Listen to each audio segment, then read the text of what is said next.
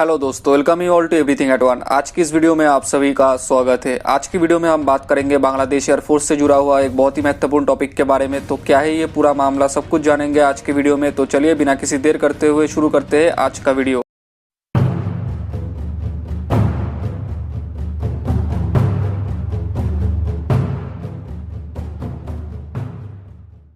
दोस्तों आज की वीडियो में हम बात करने वाले हैं बांग्लादेश एयरफोर्स को लेकर आता हुआ एक बहुत ही महत्वपूर्ण अपडेट के बारे में, जिसके तहत ये बताया जा रहा है कि बांग्लादेश एयरफोर्स का अपाचे डील प्रोक्योरमेंट थोड़ा सा डिले हो सकता है due to some American terms and conditions. दोस्तों आप सभी को पता है, बोइंग के military sales manager Terry Jamieson ने कुछ दिन पहले ये बताया था कि साउथ एशिया का दोनों देश बहुत ही जल्द बोइंग का बनाया हुआ ये अपाचे अटैक हेलीकॉप्टर को खरीदने जा रहा है, जिसमें से एक देश था इजिप्ट और दूसरा देश के तौर पर यह सोचा जा रहा था कि वो दूसरा देश बांग्लादेश होने जा रहा है। हालांकि टेरी जेमिसन ने अपने बयान में कभी भी ऐसा नहीं बताया था कि बांग्लादेश ही वो दूसरा देश है जो अपाचे अटैक हेलीकॉप्टर को खरीदने जा रहा है, लेकिन बांग्लादेश एयरफोर्स के बहुत सारे ऑफिशियल्स और बांग्लादेश के मीडिया में भी ऐसा बताया जा रहा था कि बहुत ही जल्द Bangladesh air force 8 western sophisticated attack helicopter को खरीदने जा रहा है और इसके लिए बांग्लादेश एयरफोर्स का सबसे पहला पसंद है अमेरिका का बनाया हुआ ये अपाचे अटैक हेलीकॉप्टर। लेकिन अब ये न्यूज सामने आ रहा है कि दोनों अमेरिकन एग्रीमेंट्स बांग्लादेश को पहले साइन करना पड़ेगा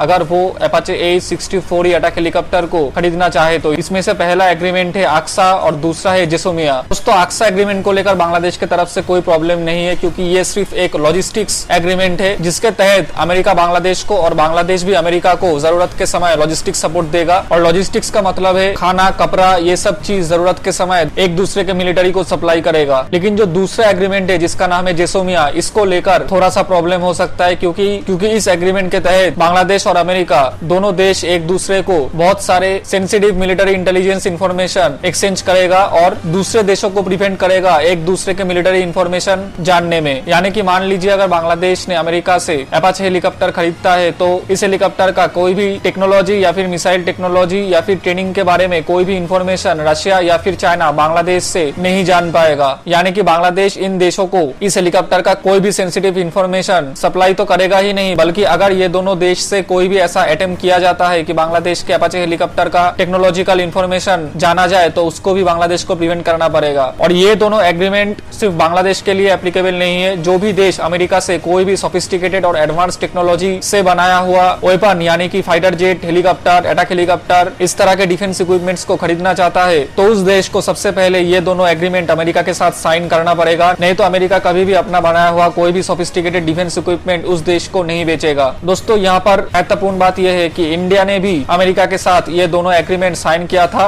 और तभी जाके इंडिया को अमेरिका से अपाचे हेलीकॉप्टर और P8I साइडन मैरीटाइम एयरक्राफ्ट मिला था। तो ये दोनों एग्रीमेंट्स कोई भी नेटो कंट्रीज या फिर नेटो के बाहर अगर कोई दूसरा देश अमेरिका से सोफिस्टिकेटेड डिफेंस इक्विपमेंट खरीदना चाहता है तो इन दोनों एग्रीमेंट को पहले साइन करना पड़ेगा और उसके बाद ही अमेरिका अपना डिफेंस इक्विपमेंट बांग्लादेश को बेचेगा। बात करते हैं कि जेसोमिया एग्रीमेंट को लेकर इन दोनों देश के बीच में क्यों कोई प्रॉब्लम हो सकता है। दोस्तों अगर जेसोमिया एग्रीमेंट बांग्लादेश अमेरिका के साथ करता है तो बांग्लादेश को अमेरिकन सोफिस्टिकेटेड डिफेंस इक्विपमेंट्स तो मिलेगा, इसमें कोई प्रॉब्लम नहीं है। लेकिन इस एग्रीमेंट को करने के बाद रशिया या फिर चाइना बांग्लादेश के ऊपर नाराज हो सकता है, क्योंकि बांग्लादेश के टोटल डिफेंस इक्विपमेंट्स में अभी भी रशियन और चाइनीज डिफेंस इक्विपमेंट सबसे ज्यादा इस्तेमाल किया जाता है। और अगर इस एग्रीमेंट करने के बाद ये दोनों देश उन सारे इक्विपमेंट्स का स्पेयर पार्ट सप्लाई करना बंद कर दे तो बांग्लादेश आर्म फोर्सेस को आगे जाके प्रॉब्लम्स फेस करना पड़ सकता है। और चाइना से और भी बहुत सारे डिफेंस इक्विपमेंट्स बांग्लादेश खरीदने जा रहा है, जिसमें से नावल शिप और BD5 लाइट टैंक जैसे डिफेंस इक्विपमेंट्स शामिल है। तो अगर इस एग्रीमेंट को साइन करने के बाद चाइना इन सारे एग्रीमेंट को कैंसिल कर देता है, यानी कि कोई भी डिफेंस इक्विपमेंट्स बांग्लादेश को नहीं बेचना चाहता है, तो बांग्लादेश आर्म फोर्सेस को बहुत बड़े मुश्किल का सामना करना पड़ेगा और बांग्लादेश एयरफोर्स को भी जेट एंड सी प्रोक्योरमेंट के लिए